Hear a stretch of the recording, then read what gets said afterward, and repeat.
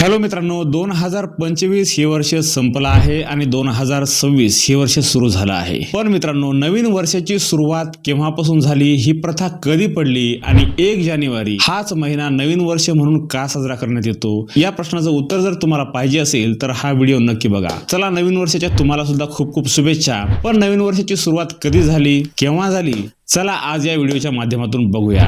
मित्रांनो, इसवी सन पूर्व 45 ला रोमन साम्राज्यात सर्वात प्रथम कॅलेंडर अस्तित्वात आलं होतं।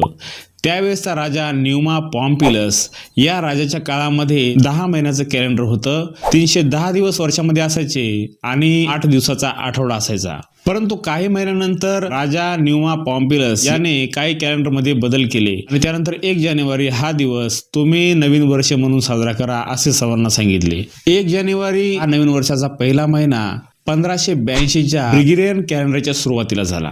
आपल्या कॅलेंडरमध्ये असणारा मार्च महिना, खरं तर या मार्च महिन्याचं नाव रोमन देवता मार्स याच्या नावावरून पडलेलं आहे। त्याला युद्धांचा देवता असं सुद्धा त्या काळचे लोक मानायचे। त्यानंतर मार्स देवतेप्रमाणेच रोमनमध्ये आणखी एक देवता होता जीनस, आणि या जीनस देवतावरूनच जानेवारी हे नाव पडलेलं आहे।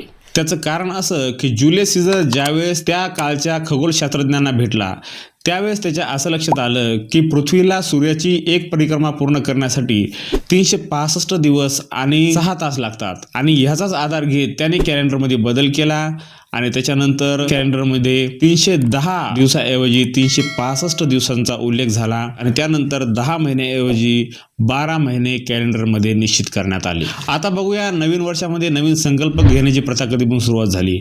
मित्रांनो, खरं तर ही प्रथा 5000 वर्षापेक्षाही जुनी आहे। असे मानले जाते की मेसोपोटामियाच्या बेलोली सभ्यतेमध्ये ह्याची खऱ्या अर्थाने सुरुवात झाली। नवीन वर्षाच्या सुरुवातीला त्या ठिकाणी 12 दिवसांचा महाउत्सव साजरा केला जात होता। या सणानिमित्त, या उत्सवानिमित्त त्या ठिकाणचे नागरिक एकमेकांना अनेक वचनं द्यायचे। त्याचप्रमाणे ते तेथील राजाला सुद्धा वचन द्यायचे की आम्ही तुम्ही दिलेलं कर्ज हे वेळेत परत करू, तसेच आपल्या शेजारच्या राज्यासोबत आम्ही आमचे संबंध सुद्धा चांगले ठेवू, तसेच तुम्ही आम्हाला शेतीसाठी जे अवजार शस्त्र दिलेले आहेत ते आम्ही तुम्हाला वेळेत परत करू। त्याचबरोबर ते देवाला प्रार्थना सुद्धा करायचे की आम्हाला चांगलं आरोग्य, सुख, समृद्धी आणि एक संपन्न जीवन मिळो, अशी ते देवाला प्रार्थना करायचे। तर मित्रांनो, नवीन वर्ष हे अशा पद्धतीने चालू झालेलं आहे।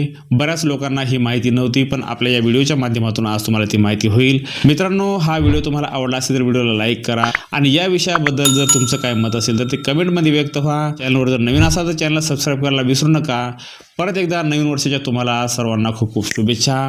परत भेटू अशाच एका महत्त्वपूर्ण विषयामध्ये। तोपर्यंत जय हिंद, जय महाराष्ट्र।